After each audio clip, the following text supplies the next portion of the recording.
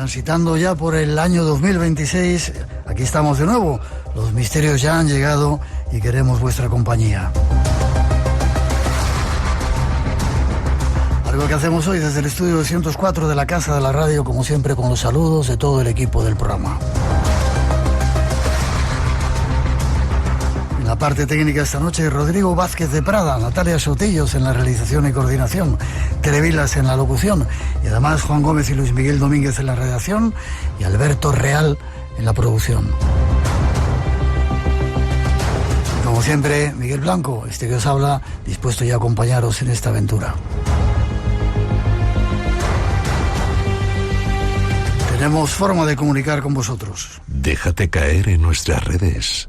Blanco Radio RN por WhatsApp 633 50 50 11 y en el mail espacioenblanco@rtve.es. Redes abiertas y dispuestas a vuestra participación, controladas por Antonio Baena, Juan Gómez y Ramón Álvarez. Y por hoy nos acompañan muchos e interesantes invitados. Este es un avance de lo que os hemos preparado.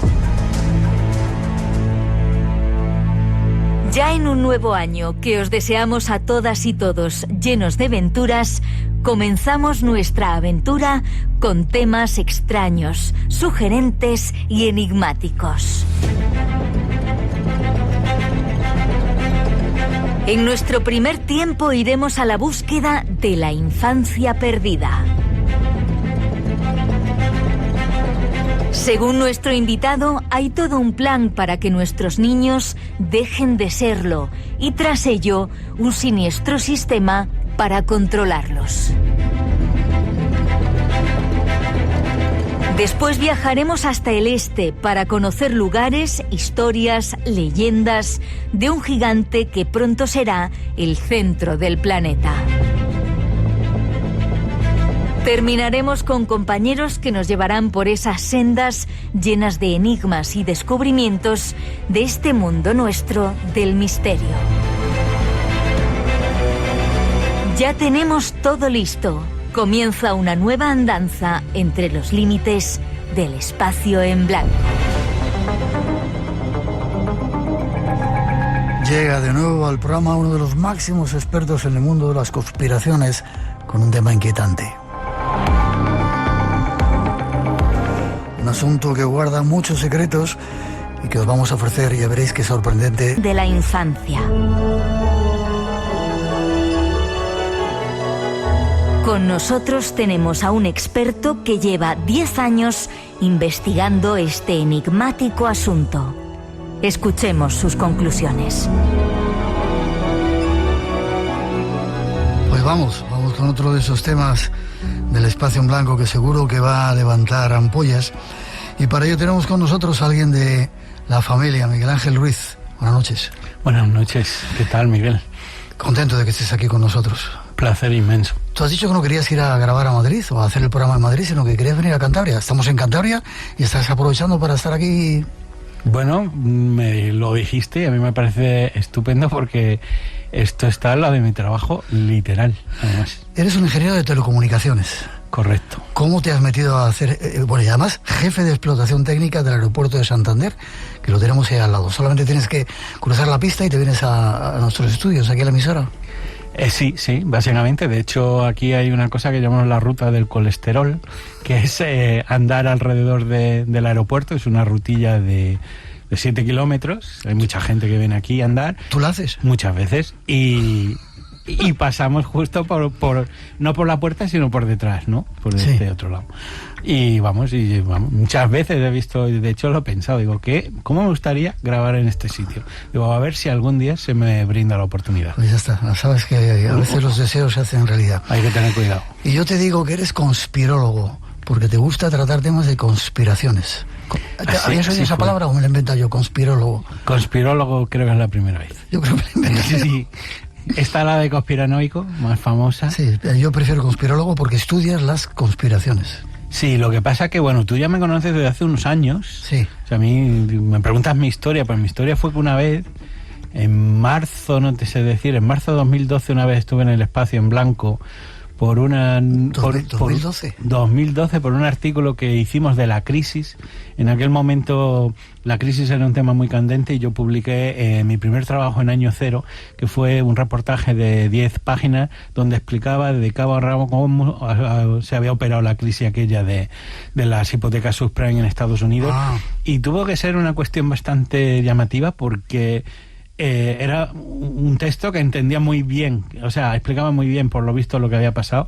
Tuvo un éxito tremendo, tuvo mucha repercusión aquella entrevista y bueno, yo entonces era ingeniero, luego seguí un poco esta senda de la divulgación y luego lo que he hecho fue un máster en sociología porque entendí que la sociología era la rama que abre este estudio de una manera seria y rigurosa. Y has hecho un trabajo que se llama La destrucción planificada de la infancia, porque los niños ya no son como antes y qué intereses se ocultan tras esa realidad. Ese va a ser esta noche. Que la niñez ya no es como antes. Ya no juegan los niños en los parques, no juegan al balón como jugábamos, ni a las chapas. ¿Tú jugabas a las chapas? Yo jugaba a las chapas. A la bola. Yo creo que fui de las últimas generaciones. De hecho, hay que decir que la mía también ya fue una sociedad, una niñez, una infancia que empezó ya a estar mercantilizada. Pero efectivamente hay muchos cambios. De hecho, yo creo que es una cosa que es ambiental. O sea, yo ahora mismo hablo para el libro he hecho un montón de entrevistas con mucha gente y yo creo que es algo que está en el ambiente. O sea, todo el mundo nota que han cambiado los niños. No saben explicar casi en qué y a veces por qué. O sea, por qué, desde luego que no. Pero es una cosa que está y que es muy palpable. Ha habido un cambio generacional, probablemente el salto entre generaciones más grande en la historia de la humanidad. Pero no nos estamos dando cuenta, quizá. Yo creo que la gente sí se da cuenta, pero no sabe atribuirlo por qué está pasando. Lo más que hablan, desde luego, el papel de la tecnología, el papel de las pantallas, que es algo que, bueno, eso sí piensa la gente, pero yo creo que hay mucho más. Sí. ¿Y por qué no son como antes? ¿Y en qué han cambiado? Pues mira, han cambiado un montón de cosas, ¿no? Lo primero, y quizás lo más llamativo, y bueno, los que soy padre, yo creo que es una cosa también que creo que es como inevitable no comparar tu propia infancia con la que están teniendo tus hijos, ¿no? A mí, por ejemplo, todos los padres lo que me dicen es que sienten que ese momento mágico de la niñez, que es el mundo de la fantasía, el mundo que ese se acaba antes. O sea, la ingenuidad de ese mundo en el que todo es posible, pues antes prácticamente llegaba hasta la adolescencia y ahora ya hay niños con 8 o 9 años que no, esto no es así. Y muchos padres que se sienten un poco fuera de juego, ¿no? Ya no creen en los Reyes Magos, ¿no? Supongo. El tema, a ver, sí creen, pero la época en la que dejan de creer cada vez se adelanta más. Y es eso un poco, ¿no? Al final es un tema de la niñez. Luego veremos que estos son técnicas de marketing bastante agresivas que se aplican, ¿no? Pero luego hay un montón de factores. Mira, por ejemplo, muchas cosas... Hay cosas que tú dices, bueno, esto puede estar relacionado con los niños. ¿Por qué los niños ahora pierden la ingenuidad antes? Pero hay otras cosas que son decisiones de negocios, es decir, decisiones de una industria que trabaja con los niños. Por ejemplo, la moda infantil. Ya no hay moda infantil. ¿No hay moda infantil? No específicamente de niños. Te explico. Tú cuando eras en los años 80 vestían de niños... la ropa de niño en los años 80 era de niños, eran unos cuellos, unas formas de vestir, tal. Tú ahora mismo eso no existe. Tú ahora mismo pones en Google moda infantil y te va a salir un montón de ropa, o sea, sigue viendo ropa para niños, pero no es infantil, es para niños. ¿Qué significa que es para niños? Que tú lo ves y son los modelos de los adultos en pequeñito, pero ya no es típicamente infantil. También ha desaparecido la música infantil, que también era otro vector sobre todo de valores, de educar y tal. Pues si tú, por ejemplo, te acuerdas, en los años 80, pues teníamos a los payasos, tenemos a Parchís, a Enrique y Ana, teníamos un montón de grupos. Ya no hay grupos infantiles. Yeah. Prácticamente hay Cantajuegos, que es un grupo que es un poco, pues hasta casi que son bebés. Entonces, como esto podemos seguir bastante rato, hay una cuestión que también ha cambiado mucho, que son los modelos de respeto. Es decir, antes los padres y los profesores tenían más autoridad que ahora, y no estoy defendiendo porque todo en las entrevistas al mundo me dicen, no, pero antes se pasaba. Bueno, puede ser que antes fuera abusivo, pero ahora mismo yo lo que he recogido es que muchos padres tienen verdaderos problemas para que sus hijos, en cierta cierto modo les hagan caso, ¿no? Entonces, son una serie de cuestiones, y hay algunas que son más asociadas al comportamiento, pero hay otras que tú ves que son decisiones empresariales. O sea, que no haya moda infantil, que no haya música infantil. Han cambiado mucho, por ejemplo, también los valores que muestran los dibujos animados. Los dibujos animados de antes, pues yo qué sé, de David el Nomo, D'Artagnan y los Tres Mosqueperros, etcétera, tenían unos valores. Ahora los dibujos son muy, muy diferentes, todos los padres también los refieren. Son dibujos además que sobreexcitan a los niños, son mucho más rápidos. Y yo no sé si eso puede tener algo que ver con esta pandemia de TDAH que hay, pero... ¿Qué es eso, pandemia de TDAH? Pues básicamente ese trastorno de déficit de atención que se basa en que los niños están como sobreexcitados, ¿no? Que no se pueden calmar, que tienen una actividad frenética. Y entonces lo que te digo, ahí hay muchas cuestiones, que hay algunas que pueden ser de comportamiento, pero hay otras que son decisiones empresariales. Es decir, cómo la gran industria mira a los niños. Los niños ahora estén mucho más adelantados, algo quizá en los genes que hace que la adolescencia sea más temprano, la niñez se acabe antes. Son temas culturales.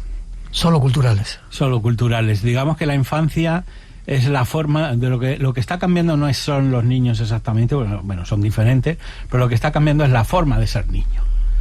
Es decir, cómo te comportas, cómo tú estás en la sociedad, el poder. Porque tú piensas una cosa, ahí por ejemplo, yo he hecho un estudio a lo largo de varias décadas, concretamente pues desde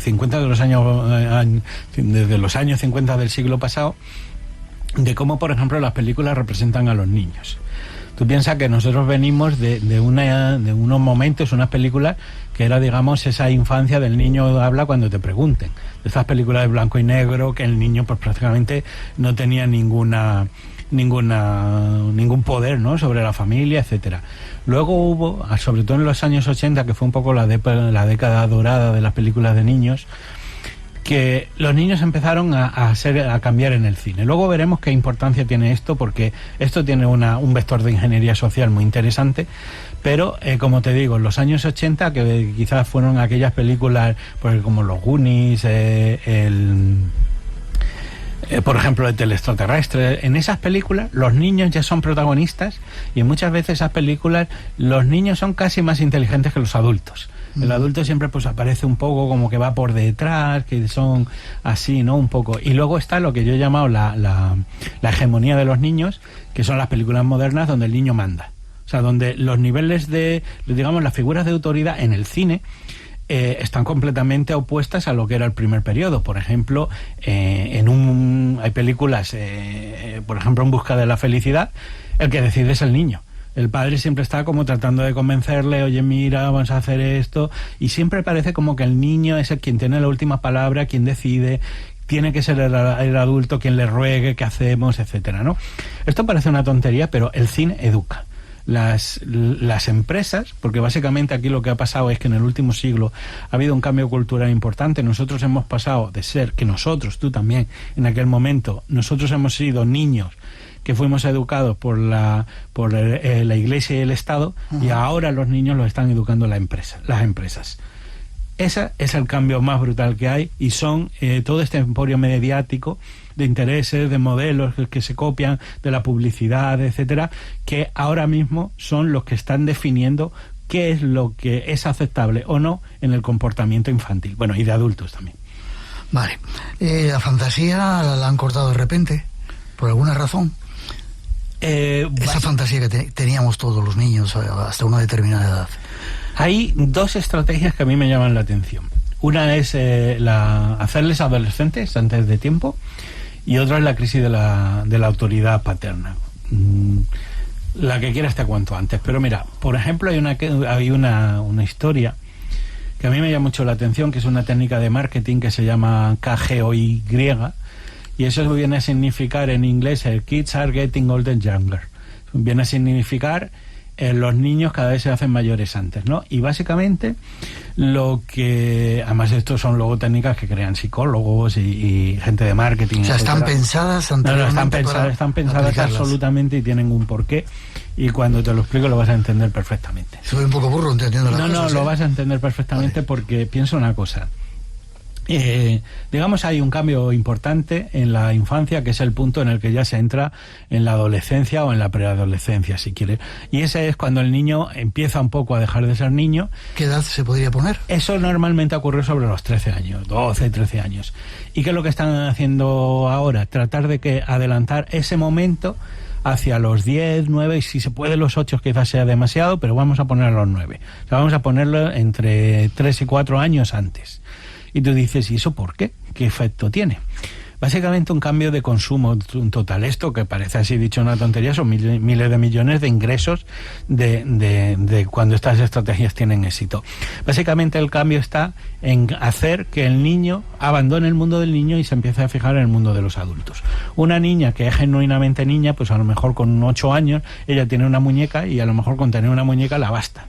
Pero cuando tú, por ejemplo, y por eso también por eso básicamente se erradican los dibujos animados y la música, porque lo que se pretende es que ellos empiecen a consumir música de adultos y moda de adultos. Entonces, cuando tú te fijas en el mundo de adultos, hay determinados contenidos que están, aunque son para adultos, están, digamos, la segmentación orientada a los niños. Es decir, hay cosas que son más de adultos, pero hay cosas que ya son de adultos, pero están enfocadas de tal manera y que, por ejemplo, son muchas de estas estrellas de rock, más o menos juveniles, que sí, son juveniles, pero también pueden ser consumidas por los niños. Y entonces, una niña, cuando esto en inglés la estrategia la llamaban adolescencización, es decir, como volverte un adolescente, entonces lo que consiguen con ello es que una niña que hace unos meses estaba contenta con una muñeca, ahora te va a pedir todo el consumo que tendría una mujer adulta, es decir, de pronto te va a pedir maquillaje, te va a pedir extensiones de pelo, uñas, tacones, minifaldas, etcétera. Y eso es de hecho, yo creo que ahora mismo te sonará el término hipersexualización, sí, de las niñas, ¿no? Sí. De cómo son niñas que son muy jóvenes, pero las visten como mujeres, etcétera, etcétera. Es un marketing, desde mi punto de vista, muy agresivo, que lo que busca es acortar la infancia para meter a los niños en los patrones de consumo de los adultos. Como un mercado nuevo para poder sacar dinero. Claro. Vale. ¿Diferencia entre niño y niña en los géneros? El tema de la hipersexualización yo lo he registrado más en niñas. Creo que si la hay en niños no es tan evidente, pero evidentemente luego lo que ha cambiado también mucho es la industria del juguete de una manera brutal. Acuérdate, nosotros jugábamos en la calle, sí, es decir, y con una pelota pues vas que te chutas, nunca mejor dicho. En cambio ahora no, ahora mismo por ejemplo los juguetes han sufrido un desarrollo tremendo. De hecho, fíjate, por ejemplo, volviendo un poco a las muñecas, aunque pasa en todo, tú antes tenías una muñeca y tenías suficiente en el sentido era de un tesoro. Claro, es que ahora si te das cuenta, los juguetes son colecciones. Si tú coges la Barbie tiene un coche, tiene una casa, tiene un chalet, tiene accesorios. O sea, es imposible tener el juego completo, porque ya no es que tengo esa muñeca, sino que tú entras en el mundo de los accesorios y eso es prácticamente infinito. Luego también son juguetes cada vez más sofisticados, juguetes que tienen, bueno, y lo hemos alguna vez hablado en Espacio en Blanco cuando hablábamos de el espionaje doméstico, porque son luego juguetes que tienen inteligencia artificial, que en ocasiones graban las conversaciones con los niños y las suben a sus servidores de internet, que luego ya los analizan y tienen así un conocimiento muy, muy profundo de la psicología infantil. De hecho, una de las cosas de vanguardia que hay con esto ahora es que las grandes fabricantes de juguetes, etcétera, etcétera, tienen laboratorios de niños. Es decir, los que son los testers, los que prueban los juguetes y hacen toda esta ingeniería de productos, ya son directamente niños, ¿no?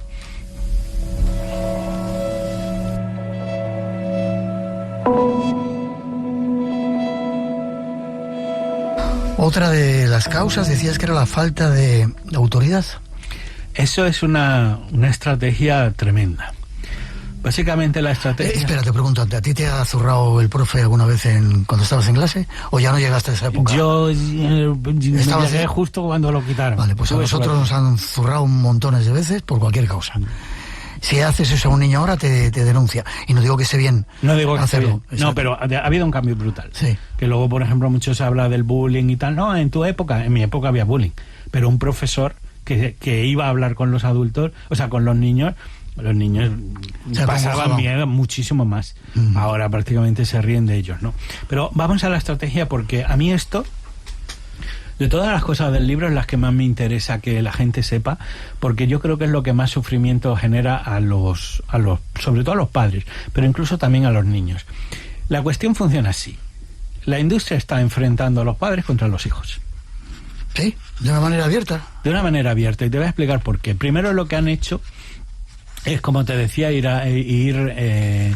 erosionando la autoridad del padre, de muchas formas, ¿no? Si quieres, luego contamos en el cine cómo se hace todo esto, cómo son los modelos, pero date tú cuenta que ahora mismo, por ejemplo, existe ese rol de padre-colega, que eso no existía en el pasado, porque claro, ahora ya ellos han ido de alguna manera moviendo la ventana de Overton. La ventana de Overton es una técnica de manipulación que bueno, lleva tiempo, pero básicamente ellos lo que van haciendo es como van cambiando lo que es normal en la sociedad a través de series, de televisión, de cine, de los modelos de comportamiento. Lo que van haciendo es que, pues antes ser autoritario era algo que no te desacreditaba socialmente, y ahora ser autoritario, prácticamente que tú le digas que no a un niño, o esto es lo que hay, o que un padre diga esto es lo que hay porque yo soy el padre, eso ya es casi inconcebible, ¿no?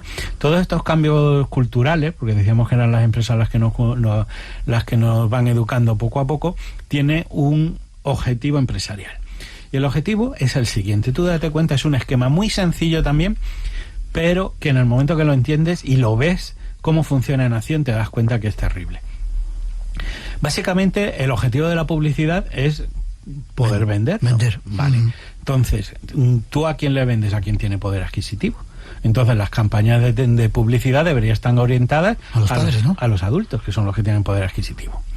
Los niños no tienen poder adquisitivo, pero tienen una ventaja sobre los adultos. ¿Cuál es? Que ellos son mucho más vulnerables para la publicidad. Un adulto tiene poder adquisitivo, pero a lo mejor no se cree la publicidad.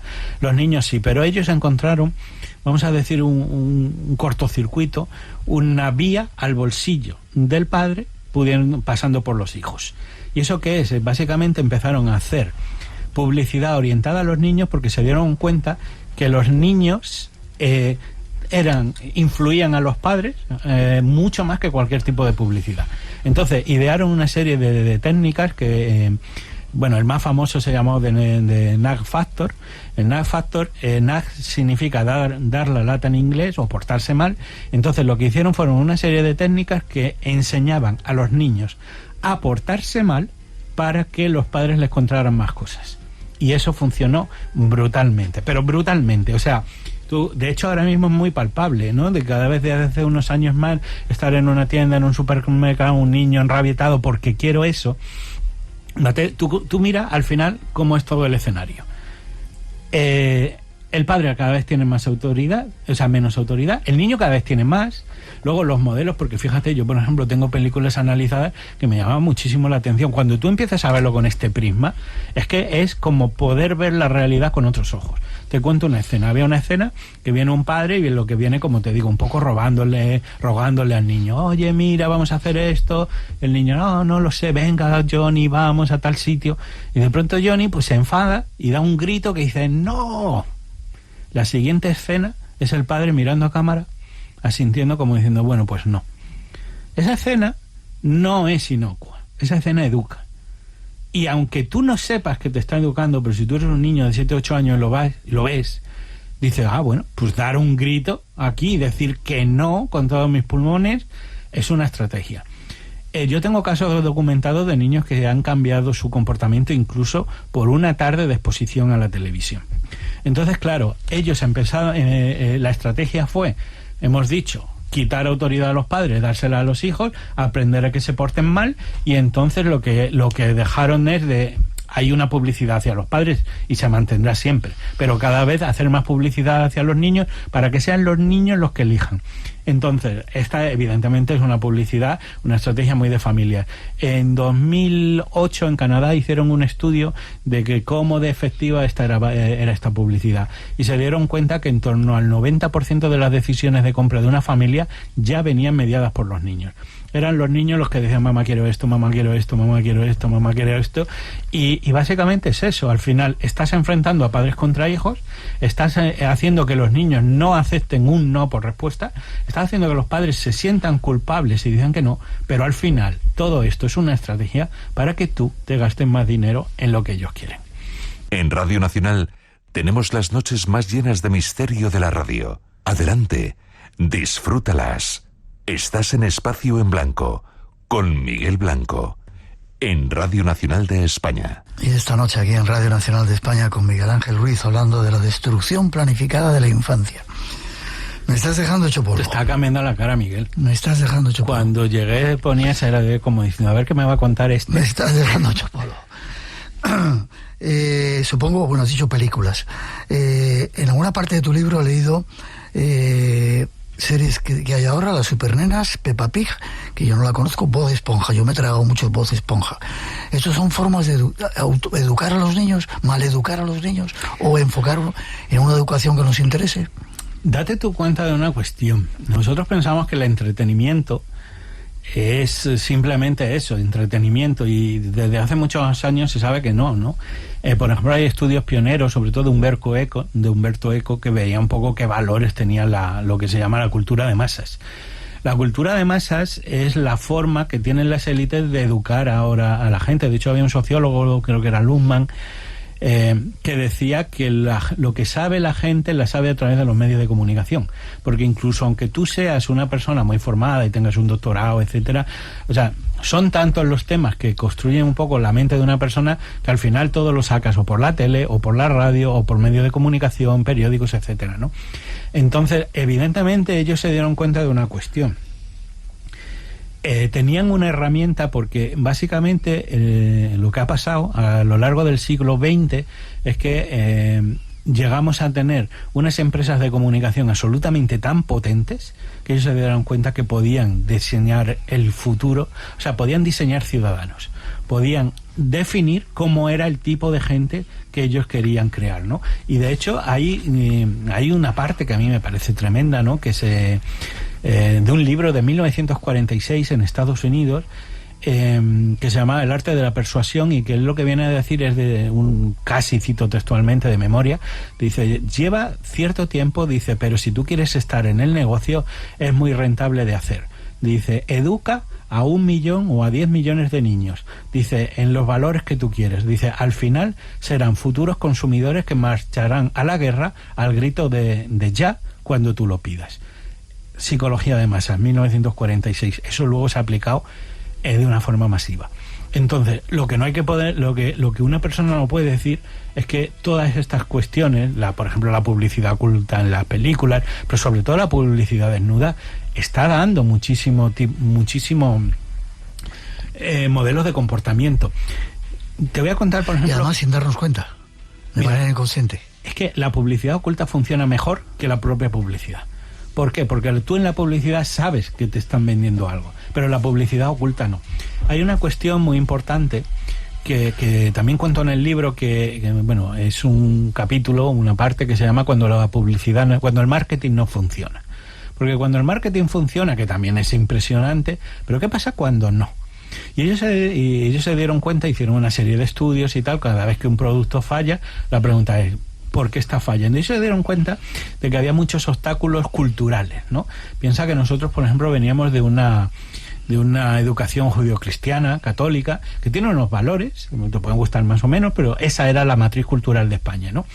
Y entonces esta gente lo que se dieron cuenta que esa forma cristiana de ver la vida, pues te ponía ciertos mandamientos, de hecho concretamente 10, ¿no? Que uno de ellos, pues eso, la gula es un pecado, la lujuria es otro, que las cosas sean sobrias, evidentemente, ¿no? Ese tipo de cuestiones.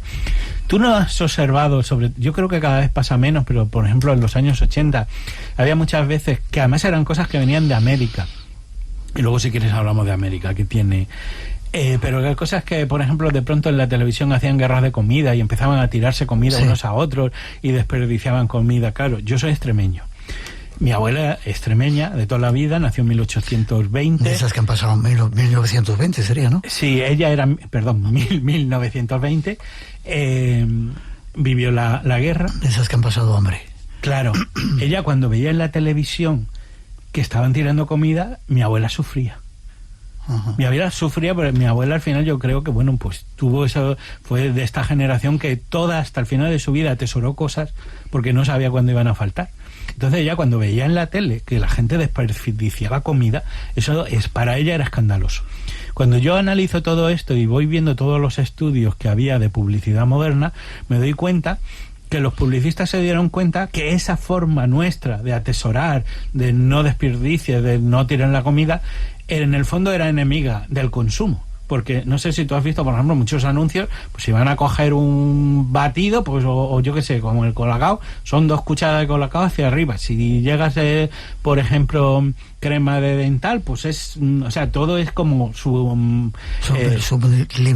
Subliminal, pero que todo es como muy abundante, ¿no? Es todo eso. Entonces, ellos se dieron cuenta que mientras nosotros tuviéramos esa sensibilidad de despilfarro, no íbamos a ser buenos consumidores. Entonces, poco a poco fueron metiendo esa cultura, y además tú lo ves en publicidad todo es super size, todo es double, todo es grandísimo, para ir entrando en esa cultura del consumismo, de gastar, etcétera, ¿no? Y bueno, y al final es algo que ha llegado aquí, ¿no? El super size, que es como el tamaño grande o extra grande, pues eso es algo que ahora es normal, pero que antes era como vas a pedir todo eso, ¿no? Ya. Y esta es la realidad de muchas de las cuestiones. Yo cuando ya di con esto, me di cuenta que explicaba tantos detalles de la vida que yo no me había... que los había notado, pero no les había dado además una explicación. Y todo es así, efectivamente. Vale, y para colmo de repente llegan los teléfonos móviles y los niños con teléfonos móviles desde 7, 8 años. Supongo que esto también habrá influido o estará influyendo en esa planificación de la infancia para destruirla. A ver, lo que pasa es que cuando tú haces una investigación de este tipo salen muchas cosas, ¿no? Y luego tienes un poco que ver cómo todo eso va encajando un poco en tu investigación. A mí mucha gente me dice, pero esto no pueden ser casualidades. Vale, tú te acuerdas, mira, 1995. En 1995 no había apenas teléfonos móviles en España y los que había prácticamente nos reíamos de ellos. Y vayan carísimos. Y además eran inmensos. En apenas 6, 7 años, 2000, 2001, 2002, prácticamente ya nos reíamos de quien no tenía teléfono móvil. Claro, tú dices, ¿esto está planificado? Evidentemente. O sea, tú sabes, mira, yo no sé cuántos, me parece que había como unos 20 millones de teléfonos fijos en España. En esos años pasó a haber más números móviles que fijos. Y claro, tú eso no lo puedes hacer si eso no es un plan de negocio. Porque esos son, yo te digo que soy ingeniero de telecomunicaciones, esos son miles de antenas que tú tienes que poner, miles de células de cobertura, miles de tiradas de cable, o sea, tú eso no lo haces en una previsión, etcétera, etcétera. Entonces, además acuérdate, ¿tú te acuerdas que los primeros móviles nos los regalaban? Sí, eso es lo que te iba a decir, los regalaban, sí. Claro, pues como hacen muchas veces los narcos, la primera dosis se te regala, tú te crean una necesidad, ahora pagamos por ello y luego fueron inteligentes y ahora saben que nos espían, etcétera, etcétera. Una de las cuestiones que hay es que, claro... Has dicho que con los teléfonos nos espían, lo dejo ahí.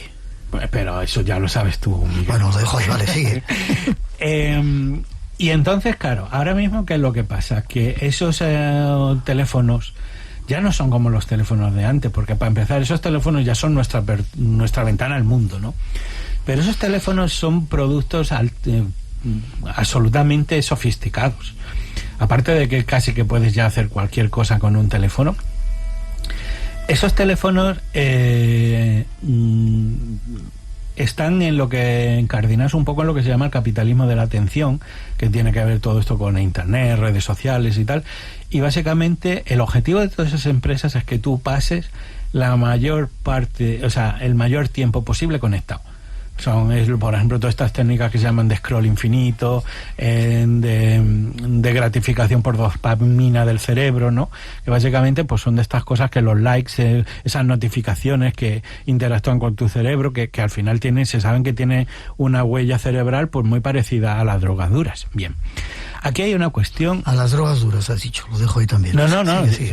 Pero hay estudios, o sea, que es que, de hecho, si tú coges la bibliografía de mi libro, vas a encontrar muchos estudios científicos de esto. Lo que a mí me llama la atención de mi libro es que nadie haya aglutinado todo y haya querido sacar conclusiones, pero está todo publicado. Con los niños pasan dos cuestiones. Una es que ya hay una generación de niños que está siendo educada por las pantallas. Pero las pantallas, como digo, no son inocuas. Y las pantallas son muchos de los contenidos que tienen para niños, pues están hechos por psicólogos, sociólogos, etcétera. Educan. Porque date cuenta que también a los padres nos han ido encerrando cada vez en una vida laboral más ocupada y han descubierto que el niño se calma con la pantalla. Con lo cual, ellos lo que quieren es que no sean los padres quienes eduquen a los niños, sino que sean las pantallas. Entonces, ¿qué es lo que pasa? Que hay también una especie de mito que dicen, mi niño es muy inteligente porque él desde muy corta infancia maneja el móvil. ¿Tú quieres saber cómo fue el proceso de diseño de los móviles?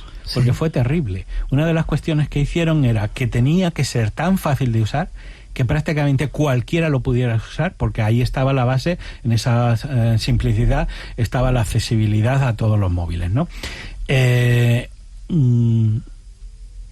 Experimentaron con primates, chimpancés y orangutanes. A los orangutanes les daban así como una tablet más grande, que pues eso, tienen esos dedos, y cuando ellos se dieron cuenta que el sistema era tan fácil que hasta un orangután o un simio, ¿no? Un chimpancé era capaz de usar esos menús, dijeron, ahora esto está maduro para implantarse en el ser humano.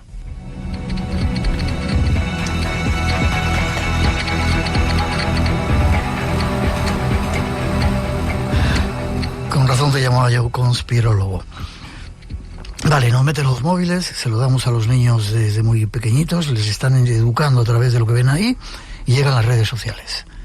Esto supongo que será también algo súper preparado para, o son, bueno, no iba a decir son buenas o malas dependiendo cómo las uses, pero hay un instinto por debajo, un plan para... ¿Cuántas horas quieres que hablemos de esto? Mira, te cuento. No, tenemos 3 o 4 minutos, ¿no? No, mira, a ver, hay muchísimas cuestiones.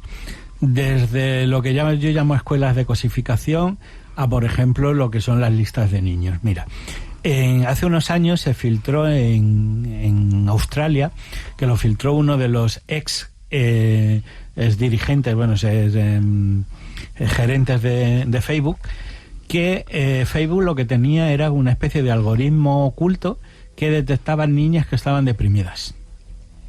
Porque por las conversaciones, pues claro, tú puedes establecer una serie de etiquetas, ¿no?, que activen metadatos y que entonces tú lo que haces es una lista de personas que pueden tener, que pueden estar pasando un mal momento.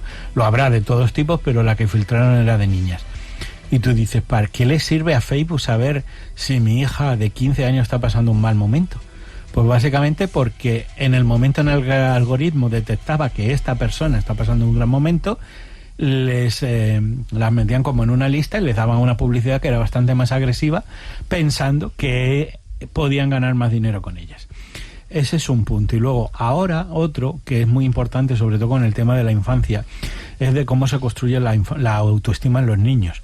Cuando nosotros éramos pequeños, pues la autoestima siempre, sobre todo en un niño, que es cuando está creando su identidad, cuando está aprendiendo quién es, antes la autoestima era que tú te lleves, bueno, pues que te sintieras respetado y, por ejemplo, que tú en el cole en el patio del cole tuvieras amigos, ¿no? Esto yo no digo que ya no valga, pero ya no es solo así. ¿Por qué? Pues porque ahora los niños les están, de alguna manera, cosificando en redes sociales en el sentido de que cuanto más likes tienes, más vales. Entonces tú lo primero que estás aprendiendo es que la validación es externa. Es decir, que un montón, porque antes por lo menos los que tenías que aceptarte eran tus amigos.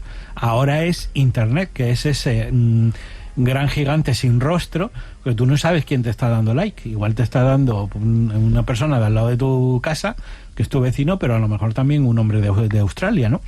Entonces, ¿qué es lo que pasa? Que los niños desde primera infancia empiezan un poco a entender lo que es esa idea, aunque sea intuitivamente, esa idea de la audiencia.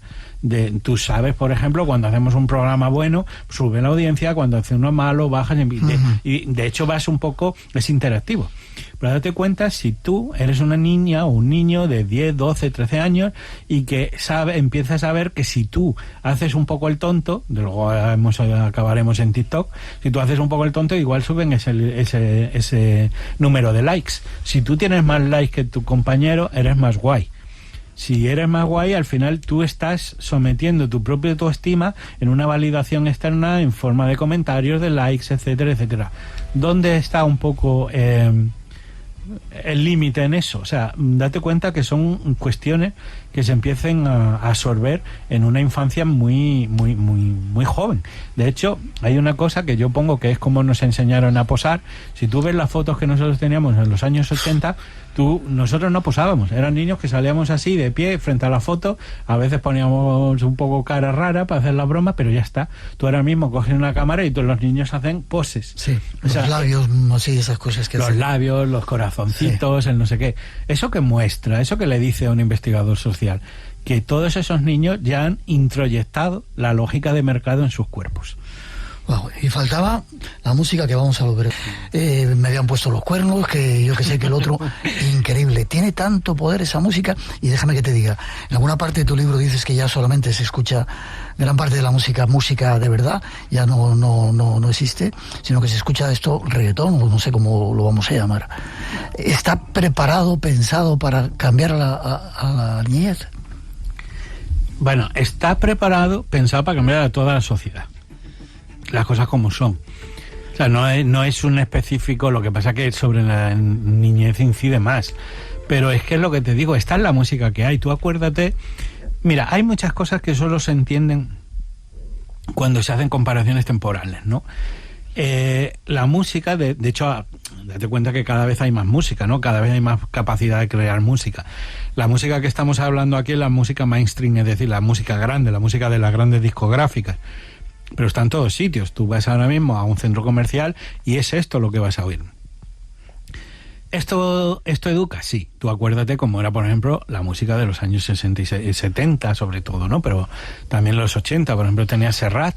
No es... O sea, esta música, no sé, acuérdate de aquella canción, Mediterráneo. Sí. No es esto igual que esta que te dice que me gusta que me ponga violenta. Sí. O sea, todo eso educa. Los cantautores ya no existen. Lo que era... Alguno que otro hay por ahí, ¿no? Bueno, pero no se los promociona de la misma manera. O sea, que existan, sí, ¿no? Sí es lo que te digo, ahora es cuando más música hay. Pero no es lo que... De hecho, ¿dónde está esa gente en los 40 principales? ¿Me entiendes? Entonces, todo esto es un cambio cultural muy importante. Ahora mismo lo que hay, por ejemplo, de hecho la idea está un poco de amor romántico, ya no existe. Que antes, bueno, hay gente que decía que eso era tóxico y tal, pero es que, por ejemplo, el reggaetón, lo que promociona son, por un lado, la guerra de sexos, es decir, que los hombres dominan a la mujer y que las mujeres dominen a los hombres. Es un poco como siempre el hombre o la mujer alfa que tiene un montón de seguidores pero que ya no se compromete con nadie. La promiscuidad y una serie de valores que al final son... Bueno, de hecho es que el reggaetón es probablemente la música más machista de la historia. Y curiosamente... Ahora mismo se oye en todos sitios. No podemos mirar al otro lado y pensar que eso no tiene una afección. Porque de hecho, acuérdate, por ejemplo, nuestra generación, cuántas veces nos hemos enamorado, cuántas veces nos han roto el corazón y hemos recurrido a la música en ese consuelo. Pues no sé, acuérdate todas las canciones de Alejandro Sanz, de Sergio Dalma. Ahora eso ya casi no hay. Si tú ves esta música de ahora, es infinitamente menos sentimental que la música de décadas atrás. Y además la haces con un ordenador, 4 acordes, no sé cómo... ¿Un vocoder? Un vocoder y ya está todo hecho. Uh-huh. Pero además no solamente es eso. Piensa, por ejemplo, que también las ideas cada vez son más sencillas, promocionan una forma de hablar que es un castellano mal hablado, un poco en el sentido purista, ¿no? Que es estos dialectos así, sobre todo yo creo que son de Puerto Rico, etcétera. Oye, bro, y esas cosas que se dicen. Bueno, pero date tú cuenta que eso, que nosotros lo podemos ver como una rareza, porque claro, el tema está que al ser adulto tú empiezas a ser un poco... Esto ya no te llega tanto. Pero cuando tú eres un niño o cuando tú eres un adolescente, estos son los modelos a imitar. Tú quieres ser como ese. Y eso es lo que es terrible. Porque eso, evidentemente, lo vuelvo a decir, soy un pesado, eso educa.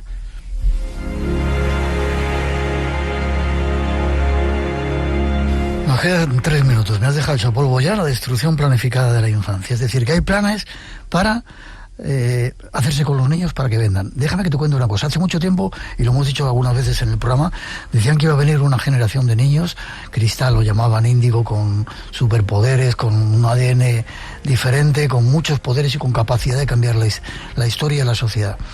Esas mentes de por ahí arriba que tú has estudiado ahora se han dado cuenta de eso y han dicho, tenemos que parar todo este movimiento de esa gente guapa que viene, le vamos a dar móviles, le vamos a dar redes sociales, le vamos a dar música, para que no dejen de ser niños y solamente compren. Pregunto.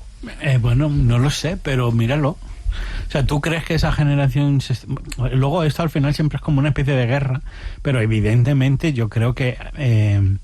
¿Cómo lo diré? La infancia es un campo de batalla. Absolutamente. Vale, en 3 minutos, soluciones. ¿Qué podemos hacer? Los padres, los educadores... En 3 minutos leer el capítulo 8 que se llama la paternidad rebelde. Aquí lo leo, paternidad rebelde, aquí lo tengo. Nadie quiere que eduques a tu hijo, el secreto de la niñez. Pero sobre todo hay una cita justo al principio del capítulo. Sí. Que yo creo que... Si los padres quieren preservar la infancia de sus propios hijos, deben concebir la paternidad como un acto de rebelión contra la cultura dominante. Esa es la cuestión. Cada niño es un campo de batalla. Esto es una guerra asimétrica entre padres y grandes corporaciones. Es difícil porque evidentemente pues esto está en todos los lados, pero yo voy viendo cómo los padres se están asociando, cómo están quitando los móviles, cómo están haciendo espacios seguros para la infancia, y yo creo que si los padres se alían y siguen las pautas que hay en el libro, especialmente el de revertir el tema de la pérdida de autoridad y otras cuestiones, yo creo que se puede. Restaura la autoridad, apoya a otras autoridades. Esto puede sonar un poco raro en estos tiempos. Sea un modelo para tu hijo. No premies con comida basura, estoy leyendo así por encima, nada de teléfonos móviles, censura doméstica, elige contenido, supongo, de lo que ven tus hijos, no sexualices a los niños, voy a seguir viendo, no les sobreexcites, están superexcitados, procúrales la autoestima más alta posible, únete a otros padres, no somos especiales y eso es lo mejor que nos puede pasar.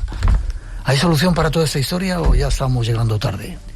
Mira, yo en cierto modo, hay una cuestión que te dije antes que a mí me llama mucho la atención, y es que yo sepa, en toda la historia de la humanidad solo hay otro libro antes que este que habló de este tema, que fue el de Neil Postman en 1982 en Estados Unidos.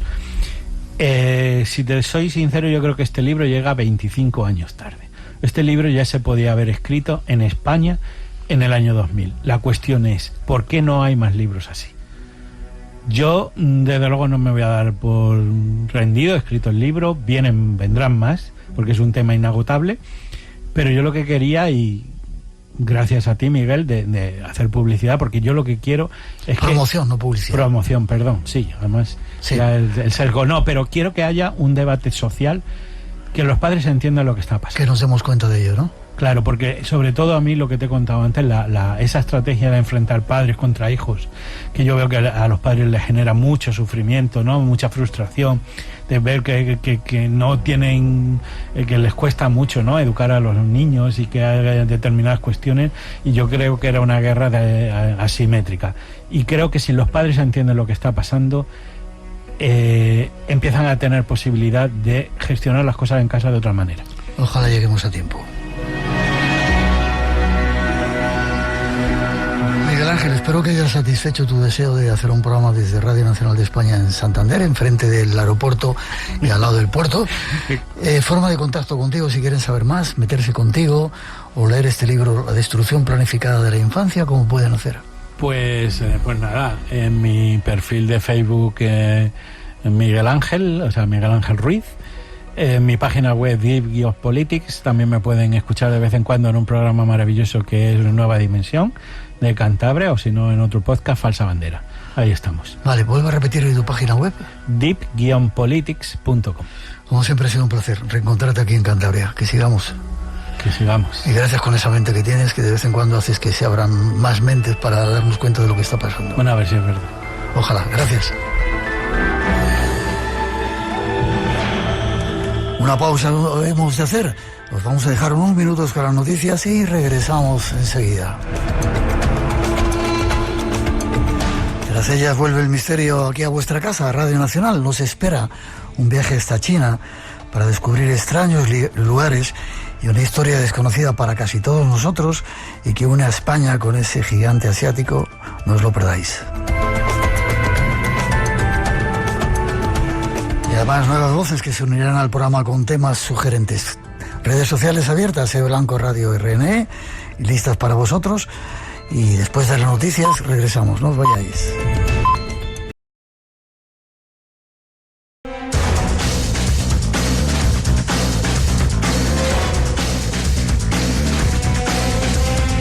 Pasan algunos minutos de las 2 y después de la información es de nuevo nuestro tiempo, una hora más para disfrutar de este espacio en blanco especial ya en el año 26, preparado para todos vosotros.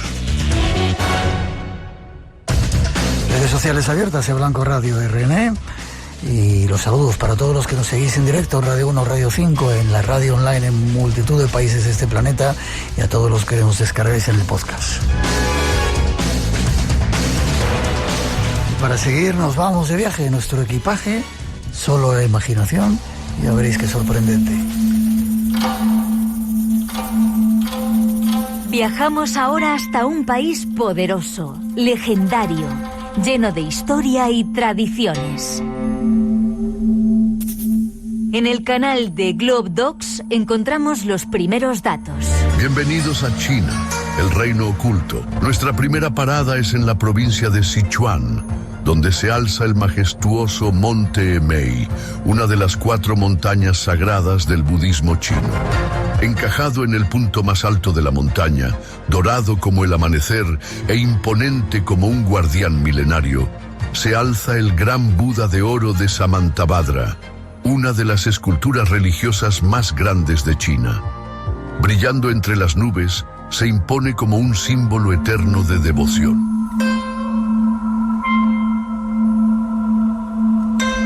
Hasta China viajamos para conocer parte de sus tradiciones, de sus leyendas y algo más que une a España con este intrigante país.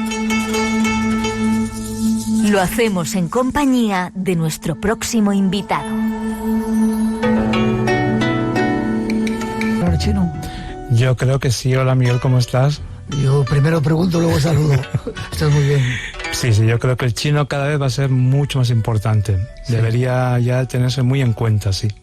Iván Peña, ¿escuchas el programa? Lo escucho desde que vivía en China, imagínate, Miguel. Hasta el tenerte aquí delante es como un regalo. El regalo es que hayas venido. Eres un productor de cine que estás preparando un proyecto entre España y China. Sí. ¿Cuánto tiempo vives en China? ¿Cuánto tiempo llevas viviendo? Yo me fui en el 2010, hace ya 15 años con China. Sí. Un matrimonio maravilloso con China ya. ¿Y ese collar que llevas qué significa? No, esto es un rosario que mi madre me regaló hace tiempo y es como ya una superstición. Sí. Va conmigo donde quiera que vaya. Hemos hablado algunas veces con Julio Ceballos, otro compañero nuestro de China, pero esta noche vamos a hablar de otras cosas diferentes con nuestro invitado Iván Peña, ya veréis.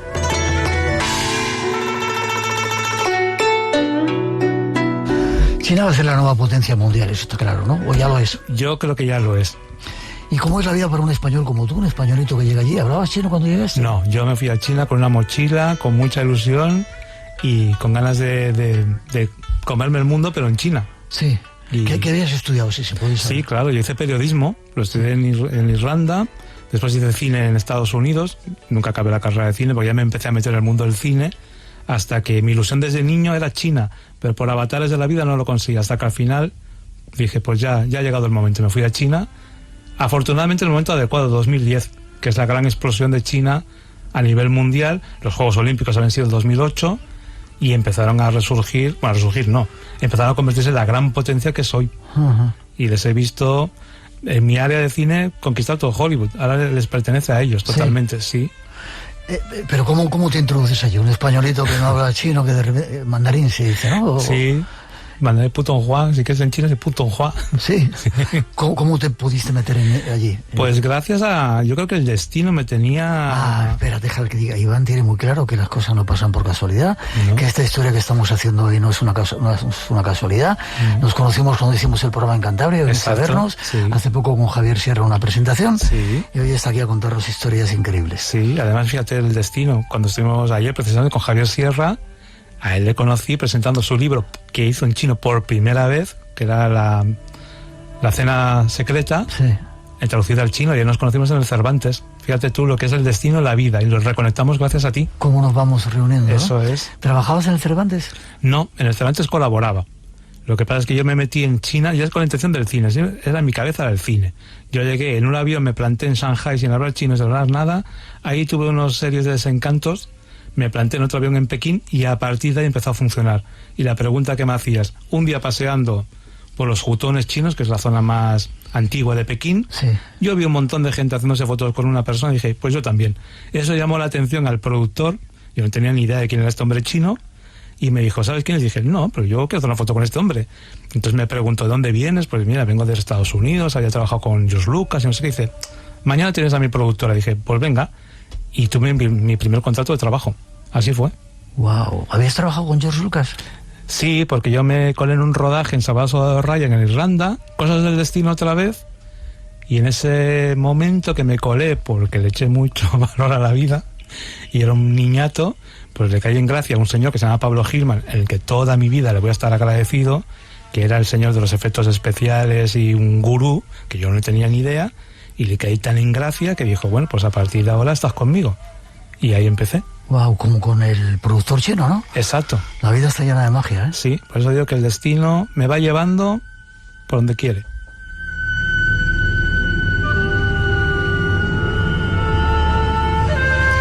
Y aparte de ser oyente del Espacio en Blanco, un tío inteligente, vienes a contarnos primero una historia muy curiosa, Sí. en la cual estás muy implicado ahora, Sí. y luego quiero que me cuentes sitios sagrados, etcétera, Sí. etcétera. Yo estaba en China una vez, ¿Dónde? no me gustó mucho. ¿No? Te ¿Qué digo la pasó? verdad, no sé, no me gustó mucho. ¿Qué tengo que volver? Tienes que hablar conmigo, por favor. Vale, porque vi, fíjate, pasábamos por una carretera a la ida, Sí. había 4 andamios y 4 cosas puestas. A la vuelta, 3 días después, había una cantidad de edificios. bueno.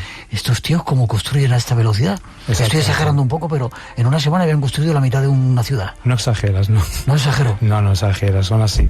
Bueno, vamos con la historia de San Mao. San Mao, sí, lo has dicho perfectamente. ¿Qué es eso? San Mao es una escritora china, vamos a situar al oyente, que es la más famosa de la historia de China contemporánea. Ella fue, San Mao significa 3 pelos. Es un ¿Tres? 3 pelos. 3 pelos. Significa San Mao. Es un seudónimo que ella adoptó de un cómic. Pero la historia que te voy a contar para resumirla, para que el oyente no se nos pierda, es que esta mujer china, hiper famosa, una escritora, por avatares de la vida, se viene a vivir a España. Hablábamos de los 70. Era una cosa muy exótica, una mujer china que pinta en España. ¿Era guapa? Muy guapa, muy guapa, muy guapa. Y llega a un bloque de pisos en Madrid y ahí en el rellano conoce a un chico de 16 años que se va a morir por ella, o sea, locamente enamorado de ella. Y ella no le hacía ni caso, un niño de 16 años. Total, que ella se tiene que volver a China y él dice, cuando vuelvas me caso contigo. Y efectivamente así fue. Ella regresó, pensó que aquel niño olvidaría esa promesa y cumplió. Se fueron a vivir al Sáhara, donde hicieron muchas aventuras, la Marcha Verde, y acordarás de todo esto. Después fueron a Canarias, y aquí te resumo ya todo. Ella era el amor absoluto, esta pareja. Ella empezó a escribir las crónicas de esta vida en común, que en China se hicieron hiperfamosas. Se llamaban Cuentos del Sáhara. La cosa de la vida es que un día él, submarinista, se fue a hacer su trabajo y ya nunca volvió. Murió en el agua. Murió en el agua. Ella jamás superó esa muerte, lo mantuvo en vida en sus libros, haciendo ouija, contactando espiritualmente con él, hasta que 12 años después se reencontró con él cuando ella se suicidó.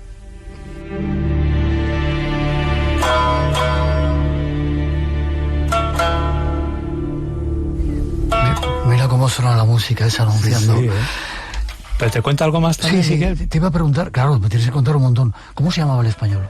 José María Quero. José María Quero. José María Quero. Vale, sigue contando, que te... Y te voy a contar algo que es increíble de esta historia de amor, que sigue siendo la historia de amor que más ha apasionado en China, hasta el punto de que pensaron que José María Quero era una invención de ella, porque no podían creerse que hubiera un amor tan perfecto.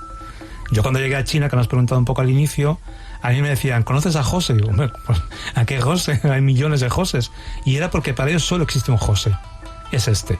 José María Quero. José María Quero. Y cuando falleció San Mao, cuando esta muerte de ella, este suicidio, que es un misterio también, como ella muere, las personas en China, las chicas, las mujeres, cuando encuentran el amor de su vida, el amor más absoluto, más auténtico, viajan hasta la Palma de Gran Canaria, a la tumba de José María Quero, a poner una ofrenda para decir, he encontrado el amor como lo encontraste tú en San Mao. ¿Qué me dices? Sí, es una maravilla de historia. Wow, ¿en qué año murió? Murió San Mao, murió en el 94. O sea, que es una historia muy reciente. Es muy reciente, sí. Y es algo que sacude todavía a China. De hecho, la Palma de Gran Canaria tiene un monumento dedicado a ella. Las Palmas de Gran Canaria. Las Palmas de Gran Canaria, sí. Tiene un monumento dedicado a ella porque reciben miles de turistas solo por ese encuentro con el amor verdadero, que fue José María Quero. O sea que gracias a esa historia, los chinos conocen España. Sí. Y detrás una historia de amor súper bonita. Totalmente. Ella, como escribía en sus crónicas, pues su vida con José María, las aventuras que vivieron, los avatares. Ella sufrió intentos de violación en el Sáhara, bueno, miles de cosas que les pasaron. Los chinos recibían aquellas historias como una aventura de aquella mujer tan exótica, una libertadora. Libertadora entendamos como les ofrecía un país donde ellos no tenían acceso. Era el icono feminista de la época, que sigue siéndolo, y ellos conocieron qué era España, aquel país tan raro, tan alejado, gracias a San Mao. Y España se convirtió para los chinos en un referente gracias a ella. Wow.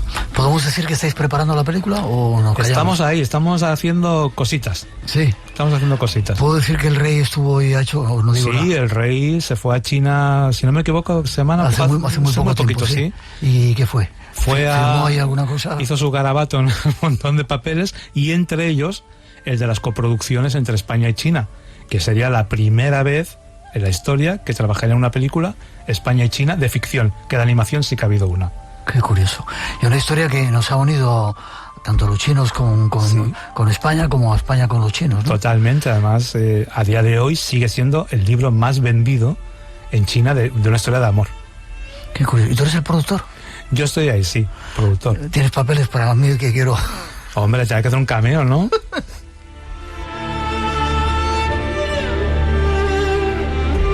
Qué bonita historia, Iván. Yo te había emplazado para otras cosas, bueno, para otras cosas. Yo no sabía de este asunto. Cuando funcione un poco más, seguimos hablando de ello, ¿vale? Cuando Porque quieras. las historias de amor hay que hacerlas que surjan por todos los sitios. Y para que haya algo más contigo, te pasaré el contacto de la hermana de José María Quero, para que puedas hablar con ella directamente. ¿Sí? Claro que sí. Vale, me gusta. Los chinos son muy supersticiosos. Lo son a su manera, pero sí lo son, sí, sobre todo con los números, eso les obsesiona, ¿eh? O sea, el número 4, para nada. Sí, lo tenía por qué apuntado, preguntarte por qué el número 4. Porque fonéticamente suena a muerte, entonces no lo quieren, no, ni el 8 tampoco. No son números que ellos tengan en su... Cuando van a tener un número de teléfono, por ejemplo, compran el número de teléfono que no incluya ni 4 ni 8, porque no lo quieren. Y cuando queda liberado aquello que ya queda uno, pues el que se lo queda dice, ya tengo la suerte echada encima. Sí.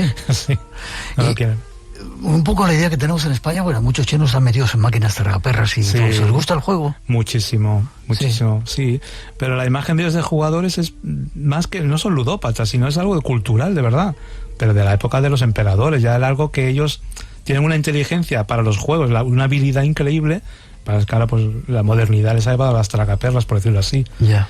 Pero igual que los japoneses, es algo más de Asia, créeme, es muy, muy asiático esto. ¿Y dónde, es una pregunta que hace todo el mundo, dónde entierran a los chinos? Porque hay un montón de chinos en España y no hay muchos en cementerios chinos. ¿Se los llevan a su país? Se los llevan a su país, generalmente sí. ¿Sí? Sí, se los llevan a su país, se incinera, se lleva a su país y después allí sabrás que les hacen un altar. O sea, tienen un cementerio, ¿eh? Hay un cementerio para chinos. Evidentemente los hay, que nadie se asuste, que sí que los hay, pero después también les veneran. Y me gusta mucho, como el respeto es maravilloso. El respeto a los muertos. Es algo maravilloso. ¿Qué es lo que hacen? Ellos tienen su altar en sus casas con su incienso, cada día rezan unas oraciones a sus familiares fallecidos para que les protejan, para que estén con ellos, desearles lo mejor, y siempre dejan una ofrenda de comida o algo, y eso me parece una forma de mantenerles maravillosa. ¿Lo has visto en sus casas? Sí, sí lo he visto, y he rezado con familiares que, bueno, los míos directos, de parejas que he tenido, porque me parece algo maravilloso así, y después tienen los cementerios también, donde los cuidan, pero para ellos el alma no está en el cementerio. No. Está en su, digamos, cielo chino, por decirlo así, que no se llama así, pero es donde están ellos y donde les protegen, porque tienen sus visitas, ellos saben que están ahí y que han atravesado a otro mundo, a otro espectro, donde ya están mucho más evolucionados, más tranquilos y les van cuidando. Iván, ¿cómo ¿Cómo un país comunista permite toda esa serie de cosas? Porque no es tan comunista como la gente cree. Yo creo, bueno, hablo de mi experiencia, cada cual tendrá la suya, Ya. Julio Ceballos tendrá la suya, yo creo que cada uno tenemos nuestra China, que es la que vivimos. La mía es un país que digamos comunista, pero que acepta el taoísmo, el budismo, por supuesto el capitalismo, porque allí es increíble, Salvaje. es muy salvaje. O sea, yo nunca he visto tal cantidad de Rolls Royce y de coches de alta gama como en China. Pero claro, estamos hablando de un país donde si tú vendes un producto que funciona, son 1.700 millones de consumidores. 1.700 ya. Sí, porque son 1.500 y la población flotante, que es la que no tienen censada. Hay 200 millones de... Que no se sabe, que a lo mejor residen un día en un lado, mañana ya no están en otro, y le llaman la flotante. Estos son 1.700 millones, sí. El segundo país más poblado del mundo, el primero es India ya, les ha adelantado. Les ha adelantado, sí. No es un idioma, son muchos. ¿Cuántas lenguas hablan? Tienen diferentes dialectos porque ahí es un idioma unificado. El Putonghua, que es el mandarín, y nada más. ¿Cómo se dice? Putonghua. Vale. Y los demás dialectos. Los demás son dialectos. Es verdad que hay dialectos que son como el de Shanghai, que es el shanghainés, que es muy curioso porque el shanghainés no es por escrito, se hereda de forma verbal. ¿Sí? Y esto me parece algo muy curioso, sí. Que digamos que es el más famoso. Ellos consideran Shanghai la Cataluña de China. ¿Sí? Tienen su propio organismo económico, puede funcionar perfectamente, pero no van a tener la independencia, claro. Vale. Pies de loto, ¿qué significa eso? Los pies de loto, Sí. eso es algo ancestral de ellos que va unido a las religiones, a las cosas. Es algo a favor de la suerte que da un chino. Explícame eso un poco más. El pie de loto es algo que para ellos simboliza la prosperidad, lo bueno, que está simbolizado en ese sentimiento del pie de loto. Pero pies significa... Pies, sí. Sí. Sí, ¿Y sí. se los hacen más pequeñitos o...? Sí. Pero eso las mujeres, evidentemente. Sí. En Japón se hace ya más esto, en China ya no es tan habitual. Tú tienes que ir a una China muy rural, ¿eh? Vale. El papel de la mujer en China. Pues mira, está realmente empoderada. Esto hay que decirlo. Si hace años atrás, si nos remontamos a la época de quizá Mao Zedong, cosas que pasaban en esa época no era tanto, ahora las mujeres ocupan puestos de poder. Y cuando digo poder es poder. No están tanto en el Partido Comunista, no les verás ahí las juntas que son tantísimos, pero sí que ocupan cargos de dirección de empresa muy altos. Y ya están muy, muy bien posicionadas, afortunadamente.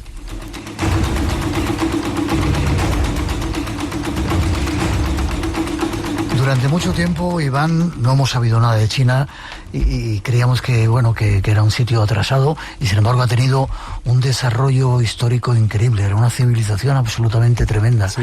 Cuando aquí andábamos todavía pues tirándonos piedras, ¿no? Pues sí, o sea, antes de que... Ahora hablamos del imperio chino, por decirlo así, sustituye al americano, pero es que antes ya fueron imperio. Mucho antes de que nosotros fuéramos, como dices tú, con zapatos por la calle, ya fueron un imperio. Y efectivamente, lo que pasa es que ellos se cerraron demasiado, o sea, no tenían mucho interés en darse a conocer. O sea, ellos ya llegaron antes que Colón a América y todo, pero ellos no tenían... Llegaron antes que Colón. Sí. Con el famoso viajero navegante, no recuerdo cómo se llama. Tampoco me acuerdo yo, pero Sí. es el famoso, sí. Pero no tenían, ¿sabes? Aquello de voy a poner aquí un estandarte o algo diciendo... No tenían esa cosa, ese afán de conquistar. Era simplemente la curiosidad les llevaba. Y eso sí, pero hay cosas... Mira, te digo una cosa muy curiosa que JJ Benítez dice, que él cree que los asiáticos, los chinos, vienen de los extraterrestres, imagínate. Sí. Vamos a pensar que sí. Vale, más cosas que te pregunto. ¿El ejército más grande del mundo lo dirán ellos? Sí. Palillos para comer. Los palillos para comer son... Porque antiguamente ellos la comida caliente no la podían tocar evidentemente con la mano. Entonces el palillo se hizo porque la comida se empezó a hacer más pequeña. Entonces la única forma de comerla era con el palillo. Y también es una forma de, hasta el último grano de arroz lo podían coger. Y también les sirve para mantener un poco la línea. O sea, a ver si nos entendemos. No es que sea un método de adelgazar, pero evidentemente si tú lo practicas verás que comes mejor, masticas mucho mejor y te sacias. Sí. Sí. ¿Tú los utilizas? Sí. El color rojo. El color rojo es abundancia, buena suerte, se usa para las bodas, por ejemplo el Año Nuevo chino, lo que representa es la buena suerte, la abundancia. Eso es el color rojo para China. ¿Y el amarillo? El amarillo estaba prohibidísimo porque solo el emperador podía usar el color amarillo, la emperatriz, la corte, solo él podía usarlo. Cuando ya cayó con Mao Zedong, el último emperador, el famoso Puyi, entonces el amarillo ya no fue algo que solo los emperadores podían obtener, sino ya el pueblo podía usarlo. Entonces a partir de ahí, toda la gente en China tiene algo amarillo, porque ya no es de aquello sometido al poder de un monarca, ya es del pueblo. Como si fuera libertad, ¿no? Exactamente, sí. Vale, artes marciales. Han desarrollado artes marciales. El Kung Fu, ¿no? El Kung Fu son de ellos. De hecho, muchas cosas que vienen de Japón y que decimos, mira qué japonés es esto, nace de ellos. Por supuesto, el karate nace del Kung Fu. El Kung Fu es China, que significa, si no me equivoco, mano abierta.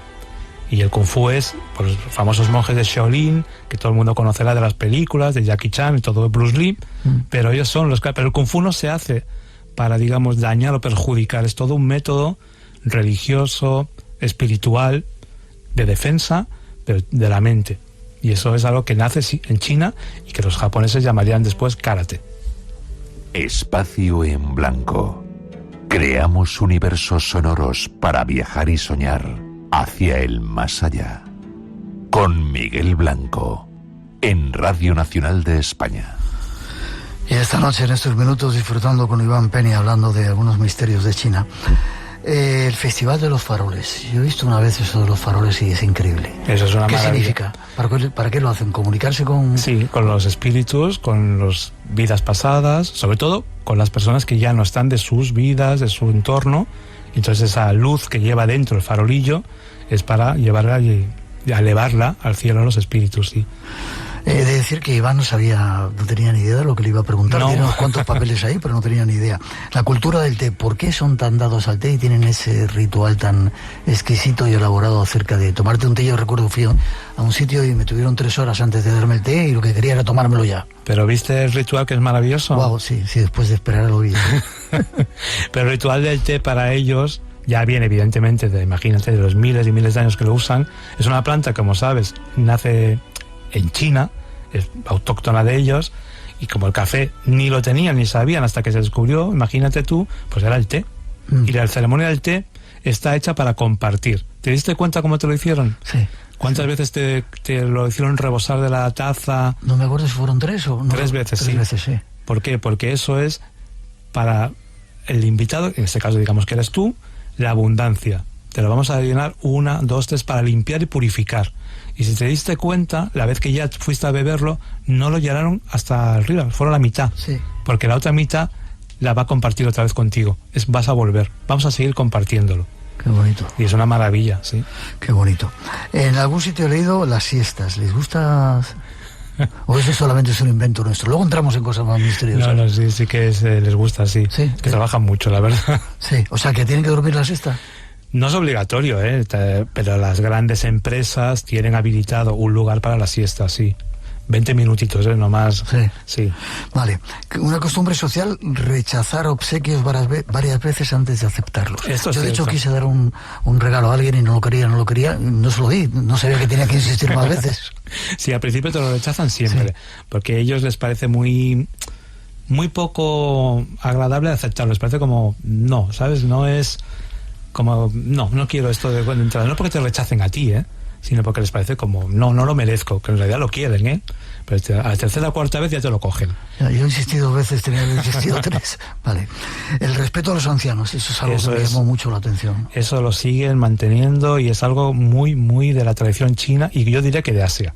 Pero en China sabes, o quizá lo sepas, cuando tienen una cierta edad, los hijos son responsables de cuidar de los padres y les dan todo, porque en cierto modo los padres dieron todo por ellos. Entonces es una educación que me parece preciosa. Qué diferente de nuestros cuidados, bueno, de ciertos cuidados. Sí. Medicina tradicional, otra cosa absolutamente increíble y súper desarrollado, ¿no? Esto es increíble. Además te diré algo que la vez que fuiste a China seguro que no lo viviste. Cuando vengas conmigo, vamos. Cuando tú vas al hospital en China, te hablo de Pekín, que es donde yo estoy habituado, y tú vas al hospital, nada más entrar te dicen, ¿qué quieres? ¿Medicina tradicional o occidental? Esto me parece una maravilla. Ajá. Yo siempre voy a la de ellos. Sí. Si yo soy diabético tipo 1 desde pequeño y mi azúcar nunca ha estado alterado en China.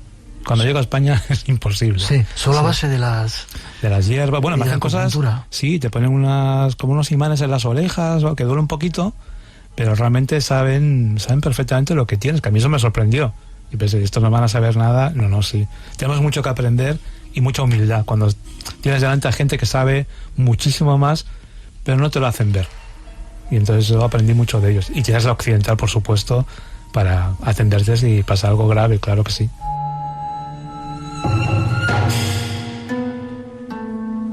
Vamos a lugares. ¿Qué lugares? Madre mía, tengo de todo, ¿eh? Pues estamos en tus manos. Mira, hay una cosa que creo que a la gente le gusta a los oyentes, pero que habrás tocado 1000 veces, que son las montañas de Saint-Gellier, que son las de Avatar, la famosa película de Avatar de James Cameron, que ahora después de la película se ha convertido en algo de peregrinación. Sí. Pero esas montañas, si has estado, ¿no has estado? No. Pues vamos a ir. Vale, antes de nada, ¿uno se puede mover libremente una vez que ya llegas a China? ¿Te puedes mover libremente por cualquier lugar o tienes que pedir permisos como en otros países? Hay un lugar donde tienes que pedir permisos sí o sí. ¿Te imaginas cuáles? Tíbet. Eso es. Voy a ir este próximo año, si Dios quiere. Ah, sí, vas a ir. Sí. Pero de la parte china, no, de la otra. Desde Nepal. Entonces no necesitas permiso. Sí, me han dicho, bueno. De la parte china necesitarías ir acompañado de alguien de China. Ya. Pero de la otra, bueno, permiso para entrar supongo que sí. Vale, pero el resto de los lugares puedes ir, coger un coche. Libremente. Alquilas un coche y te largas por ahí y nadie te para. Y... No. Vale, vamos a esas montañas. Las montañas de Jiangxi, que son las de Avatar, esto a la gente, claro, una vez ve la película, pero es real.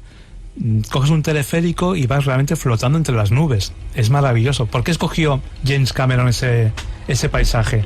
Porque espiritualmente tiene mucho que ver con China. Es algo que realmente te convierte, te transforma. El estar literalmente entre las nubes, sostenido en el aire, y ver unas montañas que parece que están en el aire literalmente, te transforma. Problema que una vez la película ha convertido, ahora tienen hasta un McDonald's a la entrada y dices, bueno, esto ya... Y millones de personas visitándolo, ¿no? Claro. ¿Es fácil llegar? Sí que es fácil, sí. Hay un autobús que te lleva si quieres algo en el autobús. No, pero por ejemplo, desde Pekín está muy lejos. Sí, de pequeño es mejor cogerte un avión y levantarte. Vale. Está cerca de Yunnan, eso es al norte. Sí, vale. Está algo lejos. Más lugares. Mira, hay una que creo que te va a gustar, que es el Monte Tai. El Monte Tai es muy simbólico para el taoísmo, que hablamos de las religiones. El Monte Tai lo habrás visto en películas porque tiene 6.000 escalones. ¿Te acuerdas de alguna película como Karate Kid de Jackie Chan? Sí. La nueva. Sí. Pues hay una montaña que él recorre todo hasta llegar al templo que está a lo alto de todo, 6.000 escalones. Esta es. Que yo no lo he hecho. ¿Tú has estado? Yo lo he visto desde abajo, digo, que lo haga otro. 6.000 escalones hay que tener una... Ay, tiene ganas. Y forma física... Te has ganado el cielo cuando llegas arriba, Sí, no me extraña. Pero dentro de esa montaña, que es muy, muy sagrada para ellos, hay una cosa que creo que te va a gustar mucho, que es el estanque del dragón negro. El estanque del dragón negro, dice la leyenda, que allí habían 10 dragones malignos, y que vino un héroe chino, maravilloso y estupendo, que consiguió encarcelar a 9 y dejó a 1 libre. Ese libro lo dejó para que cuidara del pueblo y que fuera lo más bondadoso posible. Y se dice que sigue vivo y que está ahí. Así que si alguien va a ver la famosa montaña, que esté atento a ver si encuentra el dragón negro. Más lugares. Más lugares te voy a contar más. El Monte Gen, esto está en Shanxi. El Monte Gen es muy importante porque une las 3 religiones chinas: budismo, taoísmo y sinsonismo y confucio. Que Confucio dijo, cuando llegó a lo alto de la montaña, que está a 70 metros por nivel de altura. Yo tampoco voy, tengo vértigo, no sé tú, pero yo ahí no me meto. Pero Confucio dijo, cuando lo hizo, desde ese punto de vista te das cuenta qué pequeño es el mundo. Porque para ellos... es que te deja sin palabras. ¿Has dicho 70 metros solamente? Sí. ¿Solo 70 metros? Sí. Más de 1500 años de antigüedad, pero Confucio soltó esa frase que pasó a la historia y yo puedo entenderla, que el mundo para él le pareció muy pequeño desde ese punto de vista. Ya. ¿Qué más quieres que te cuente? ¿Alguno más? Sí, bueno. Mira, que te cuento. Vamos a imaginar, ¿dónde estuviste en China? En Pekín, en Shanghái y no sé qué otro sitio. Vamos a Pekín. Sí. Imagínate que vamos a coger el metro tú y yo. Salimos de mi casa, que está en Sanlitun, que es la zona de las embajadas, cogemos el metro y nos vamos a bajar en la línea 5 en Beijingqiao. ¿Qué es Beijingqiao? Beijingqiao es un lugar de Pekín muy enigmático donde está el templo Confucio, donde están los famosos hutons, esa tradicional china que tanto le gusta a los occidentales conocer. Pero hay algo que te va a gustar, creo, que es un poco leyenda: la mujer de la sonrisa extraña. ¿Has oído hablar de ello? No. Pues nos hemos bajado en el metro ahí, pero vamos a ir de noche tú y yo a pasear por ahí. Perfecto. Pues se supone que se aparece una mujer con una sonrisa extraña, seductora, que cuando se te aparece y te sonríe y te embauca, a partir de ahí tu vida ya va a cambiar para siempre y no para bien. Así que si eso nos pasa, pues vamos a coger el metro y nos vamos para casa.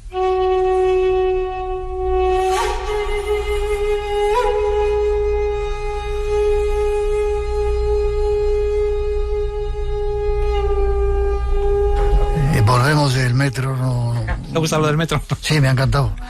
Y yo estuve por esa zona antigua que queda muy poco de... Eso es lo que te decía. ¿Ves hinchado? Sí. Es la zona de los hutons. Sí, sí. Que es la zona donde está el templo Confucio. Sí. Que es precioso. Lo estuve visitando. Que la gente cuando va, las letrinas son públicas. Ahí no hay... Sí. Las casas no tienen letrinas. Tienes que ir al lado público y hace mucha gracia porque tú estás haciendo de vientre con todo el lado. Otro lugar, los guerreros de terracota y esa increíble tumba. La tumba que está todavía por... Eso, está por descubrir. Descubrir entera. Eso, increíble ese lugar, ¿no? Ese lugar, cuando llegamos a saber qué hay ahí dentro, yo creo que el mundo va a caerse de culo, perdón la expresión. Porque lo que hay ahí ni se sabe, ni ellos mismos. Porque eso solo han descubierto un 10% de todo lo que aquel loco emperador le dio por hacer. Pero como tú sabes, hay mares, dicen mares de mercurio. De mercurio, sí. A ver quién es el valiente que se meta ahí. Pero ahora acabarán haciendo menos solo chinos.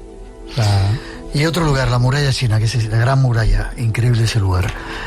Me han contado, incluso me lo dijeron allí las malas lenguas, que parte de los ladrillos estaban hechos con los pedazos de los trabajadores esclavos que construyeron eso. Es posible que sí, no te lo voy a desmentir. Estaban hechos con restos humanos. Sí, seguramente sí.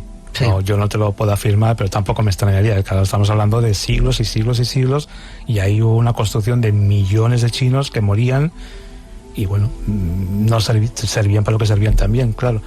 No lo voy a afirmar, tampoco lo desmiento, pero no me extrañaría. Hay una leyenda también que dice de una mujer que tanto lloraba por la pérdida de su marido en la Gran Muralla China, que de tanto llorar cayó parte de la muralla china y se descubrieron los restos del marido. ¿Sí? Sí, esa es una leyenda. Wow. ¿Tienes alguna otra para contarnos o casi te voy a ir despidiendo? No, ya la próxima te cuento más. Sí. Sí. Vale. ¿Cómo se vive ahora en China? ¿Se nota ese acelerón que han pegado? Como yo te digo, como yo iba para un sitio, volvía y había ya una ciudad hecha. ¿Se vive tan rápido? Se vive muy rápido. Yo diría que se vive bien, pero quizá porque yo vivo allí, entonces mi punto de vista ya no es... O sea, yo ya me considero parte de ellos, pero se vive muy bien, realmente muy bien. Ahora, es lo que dices tú, un día vas a comprar al supermercado, el día siguiente puede que el supermercado ya no esté y hay un edificio ahí completo de 5 plantas. Esto es cierto. Yeah. Tienen una forma muy, muy rápida de hacer las cosas y son muy conscientes de que ahora el mundo son ellos. Y eso ya lo tienen muy asumido. Yeah. Entonces, a Occidente le está costando más asimilarlo. Pero es verdad que si tú te vas a China, cualquier oyente que ahora quiere ir a China, Pekín, Shanghai, que son las grandes urbes, se va a encontrar una China fascinante. Y lo que sí tienen los chinos es que son muy hospitalarios, muchísimo. Sí. Pero no todos serán esas grandes ciudades. Supongo que tierra adentro habrá todavía pueblos que vivan como arrimados a la tradición y a la tierra. Hay una localidad que te aconsejo, vamos a ir también. Vale, yo estoy apuntando lugares donde voy a ir contigo. Se llama Wuxi, maravilloso, que es un lugar lleno de canales. Imagínate la Venecia del siglo XIV y más allá, pues, pero en versión china. No sé si lo he visto. Sí, ¿canales? Es un lugar de canales, de una China que parece que no ha pasado el tiempo por ella. Estamos hablando de la época del emperador, pues bueno, de la dinastía Qi, o sea, del 1500. Es precioso y siguen viviendo igual. Yo creo que he estado allí, sí. Y eso es un lugar, mucho la atención. Sí, te metes ahí, te metes ya en otra dimensión, en otro país, en otra, una maravilla. Y casi la última pregunta. ¿Has tenido oportunidad de hablar con la gente de los pueblos apartados de las ciudades y les gusta cómo viven o les gustaría ir a las ciudades? Es verdad que cada vez más piensan en las ciudades. Sí. Sí, cada vez más, porque evidentemente el progreso es lo que tiene. Pero digo, de la gente joven, la gente mayor que ya vive arraigada ahí, sigue queriendo estar en esas raíces, quiere ese lugar, es su lugar, es el lugar que pertenece. Y China no lo va a tocar, pues China también quiere que se mantenga esa China, ese lugar ancestral, ese lugar donde nace China. Estás poniendo la cosa como muy respetuosa, sin embargo están dando leña o han dado leña a algunos pueblos por ahí, ¿no? Sí, les han dado un poco, sí. Pero siguen respetando sus raíces. Sí, eso es cierto, sí. Ojalá sea así. Radio Nacional de España. La radio por delante. Muy buenos días. Varios mensajes hoy sobre un mundo... Música para violín y piano en Radio Clásica. 180 grados, estás en Radio 3. Vamos a comentarlo aquí en Radio 5 con la... ¿Ya tienes RN Audio en la tele? Educando emociones. Diario de educación emocional. Ponte RN Audio en tu tele. He tenido miedo de morir. ¿Cómo es vivir y morir en Gaza? Descarga la aplicación de RN Audio en tu televisión conectada Surrealismo mágico. y disfruta de la radio en directo y de la oferta más completa de podcast. El programa Mañana Más porque nos vale para cualquier horario. Y en el podcast cuando tú quieras. RN Audio Mañana Más, en tu tele. Risas, músicas y yo que sé cuántas cosas más. Radio Nacional de España. Y después de ese viaje a China y de esa historia sorprendente, llega nuestro compañero, el naturalista, con un tema que seguramente os va a resultar un tanto extraño, ya veréis.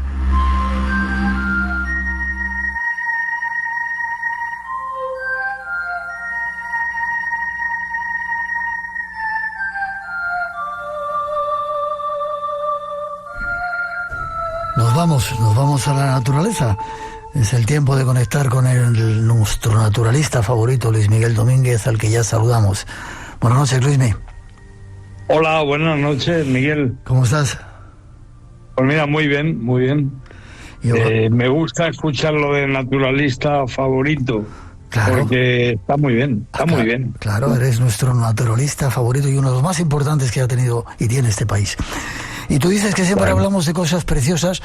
Yo no sé si hoy vamos a hablar de cosas, o también llamas tú preciosas a los bichos de los cuales hoy no vas a hablar. Seguramente, Miguel, después de nuestra charla, por lo menos te vas a ir hoy a dormir con otra idea de las cosas. O sea que no sé si precioso, pero seguramente vamos a aprender juntos algo que positiviza a estos animales.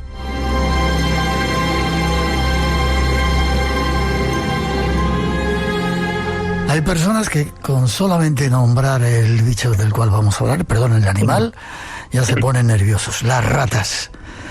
¡Wow! Sí, es verdad. Es verdad, es un animal que le antecede una mala fama de siglos. Y todo tiene una explicación. No es en este caso baladí el hecho de odiar a las ratas. Y bueno, me lo explicas. Déjame antes que diga aguantar un poquito a la gente que os da un poquito de reparo y este animalito, aguantar un poquito que seguramente, no sé si serán preciosas, pero seguramente que Luis me nos hace cambiar. ¿Por qué tienen esa mala fama? Pues mira, la rata está asociada y con razón a la muerte de millones de personas en toda Europa, por ejemplo, a través de la peste. Claro, la peste bubónica en realidad era una enfermedad que viajaba a lomos de las ratas. Fíjate que la peste realmente la produce una pulga, la pulga de la rata que vivía en el pelo de las ratas, y que como las ratas vivían exactamente con los humanos en una situación absolutamente deleznable, esas pulgas picaban a las personas y ahí aparecía la peste. O sea que la peste negra tiene mucho que ver con las ratas, no con todas las ratas, porque hoy vamos a ver que hay una gran diferencia de especies, pero sí con la rata gris, con la Ratus norbergicus, que es la rata de alcantarilla. Ajá. Esta es la que portaba realmente la peste, ¿no?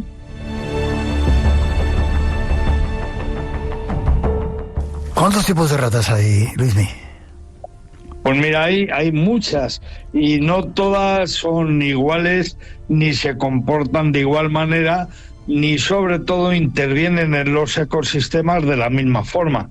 Mira, por ejemplo, nosotros tenemos en un principio a la rata gris o parda, o la rata de alcantarilla, que es la que todo el mundo más o menos conoce, es un animal que tiene una coloración parduzca. Luego tenemos a una rata que es la rata negra, o rata campestre también, la Ratus ratus, y luego se me ocurre una especie que sí me parece preciosa. Esta sí que lo es, hasta tal punto que, fíjate, su piel se vendía para determinados elementos ornamentales de peletería, y era piel de rata sin más, la rata de agua. Rata de agua que, Miguel, se utilizaba, por ejemplo, en la Comunidad Valenciana para alimento igualmente. La rata de agua se utilizaba con arroz y se comía como un arroz con pollo, pues se comía arroz de rata de agua. Eso te iba a decir. La rata de agua hoy se está extinguiendo. Dime, perdón. No, sigue. La rata de agua se está extinguiendo, dices. Sí. Es uno de los mamíferos que ahora mismo lo están pasando peor en la península ibérica, que a mí me fascina, es muy bonita, es realmente como un topillo grande. Es una rata con la nariz redonda, digamos que el hocico no es tan afilado como el de una rata de alcantarilla, y que nunca hay que confundir, porque las ratas de alcantarilla son capaces de nadan a la perfección, pero no son ratas de agua. Las ratas de agua son, además de otro género, son el género arvícola, son totalmente vegetarianas y son muy especiales, pero claro, la contaminación de nuestros ríos y la presencia de el bisón americano, por ejemplo, entre otras especies invasoras, está acabando con la rata de agua. Ya, no veas cómo muerden, ¿eh? A mí de vez en cuando me he mordido alguna de ellas cuando he metido la mano donde no debía en los ríos. Amigo, claro, no, hay que tener cuidado porque todas las ratas muerden y lo hacen muy bien. Lo hacen además con esas dos palas que tienen como incisivos, y claro, lo peor de la mordedura de una rata es lo que viene asociado a esa mordedura, como es la rabia, entre otras de las patologías que nos pueden acabar contagiando. Vale. Además de las pulgas, como hemos dicho anteriormente, también la mordedura hay que evitarla en la medida en que se pueda, claro, vale. Siempre. Decías que en Valencia se comen, en otras partes del mundo yo he visto en China cómo se comen las ratas y cómo disfrutan con ellas. Pero sí, porque además Miguel, es muy curioso. Me has preguntado anteriormente por los diferentes tipos de ratas. Mira, ahora no quiero dejar de hablar de las ratas del oeste africano, las ratas más grandes que podamos imaginar en el planeta Tierra. Se ubican todas ellas en países como Gambia, como Ghana o como Guinea Ecuatorial, donde encontramos, por ejemplo, a la rata de Heming, que es una rata que, algunos ejemplares pesan hasta 10 kilos. En el caso de las ratas de Ghana y de Gambia, hay ejemplares de 10 kilos. Cuidado, 10 kilos de rata es mucha rata, ¿eh? Mucha rata. En Guinea Ecuatorial ya sabes que se comen de maravilla, porque allí se valora especialmente la carne de selva, y lo que especialmente desayunan muchos guineanos es este tipo de ratas, claro. ¿Qué superpoderes tienen las ratas? Pues mira, aquí viene ese momento en el que yo tengo que intentar seducirte con la rata. Venga. Y voy a intentarlo. Mira, por una parte, a nivel comunicativo, las ratas son grandes especialistas. Yo he tenido la oportunidad de estudiar para la serie de televisión española que desarrollé en el año 94, que se llamó Fauna Callejera, un grupo de ratas totalmente cavernícolas, o sea, ratas que jamás salían al exterior, que vivían directamente en la oscuridad de las alcantarillas de Madrid. Bueno, estas ratas se comunican a través de ultrasonidos y son especialistas en manejar vocalizaciones que el oído humano, por supuesto, no percibe. Luego también otro de los superpoderes de las ratas de alcantarilla es su capacidad para comunicarse a través de los olores. Hay un aroma de clan, hay un perfume típico de una familia, de una tribu de ratas, que sirve para que cuando se cruzan con otras ratas en su camino que no llevan puesto ese desodorante, se monte la marimorena. O sea, las ratas no se aguantan en su territorio, no aguantan la intromisión de otra rata, y eso lo hacen gracias a ese olor. Pero ojo que el olor que ellas manejan también es el olor de la muerte. Son especialistas. Por eso no funcionan los raticidas tan bien. Porque cuando una rata ha comido un cebo envenenado, empieza a emitir un hedor que nadie capta, solo captan el resto de los ejemplares, y lo que hace es avisarles de que no coman lo que ella ha comido, porque si no van a morir. Ese es el olor de la cadaverina, el olor que en su caso además es exacerbado y que avisa a todas las ratas de esa comunidad de que no coman lo mismo que esa otra rata ha comido. ¿El olfato también?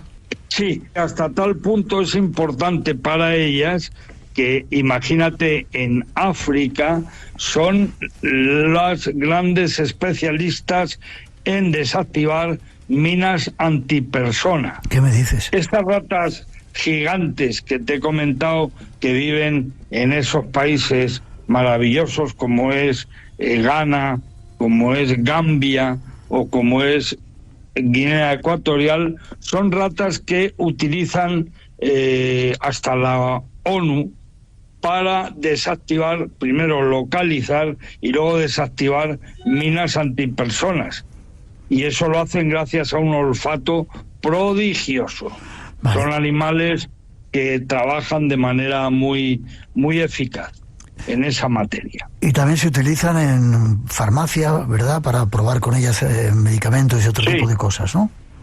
Sí, sí, por supuesto. Incluso en el caso de enfermedades tropicales muy contagiosas, son detectoras, por ejemplo, de la tuberculosis. Y encontramos algunas ratas gigantes africanas que se acaban de jubilar después de 50 años de actividad laboral. ¿Qué me dices? Y ahora se han jubilado, sí, se han jubilado habiendo salvado la vida a cientos de millones de personas que en África podrían haber muerto de tuberculosis, por ejemplo.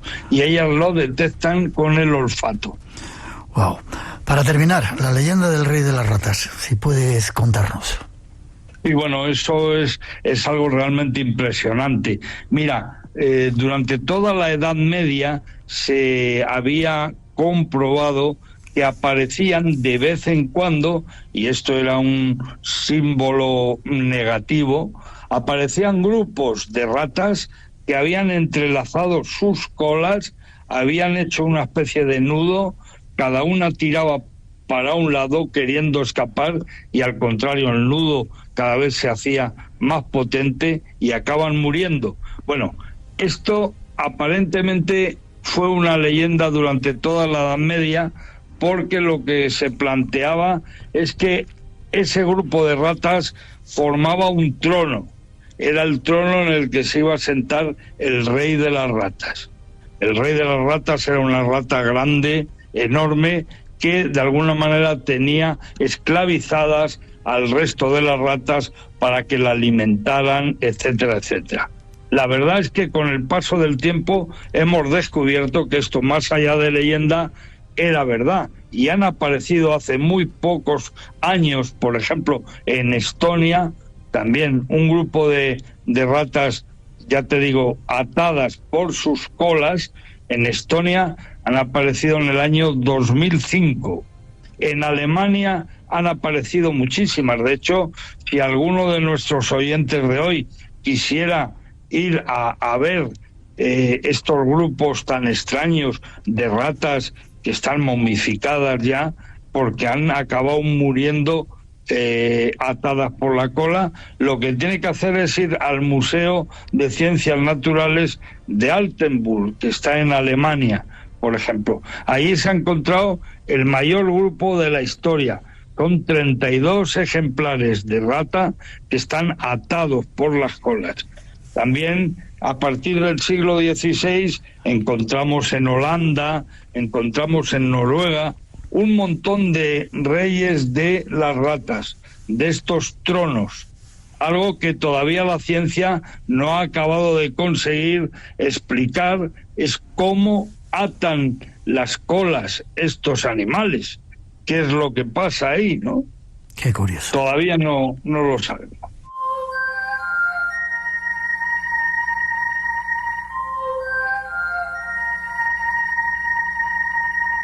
Luis Miguel Domínguez, nuestro compañero que nos contó hoy una historia de animales no tan preciosos. ¿Forma de contacto contigo, Luismi?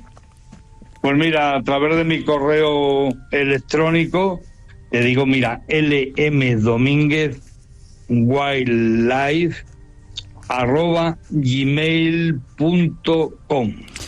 Muchas gracias. Y a través de todas las redes sociales, o Domínguez LM o LM Domínguez, en Twitter, en Instagram, en TikTok, en todas partes, ahí estamos. Muchas gracias por estar con nosotros, fuerte abrazo y nos seguimos escuchando. Venga, un abrazo para todo el mundo. Y ya sabéis, según la ciencia, nos toca por persona en las grandes ciudades en torno a 7 ratas. 7 ratas, ese es el número que nos toca por personas, por ejemplo, en Madrid. Wow. Vale. No sé si voy a dormir mejor de lo que me habías dicho. ¡Fuerte abrazo! Venga, hasta prontito. Adiós.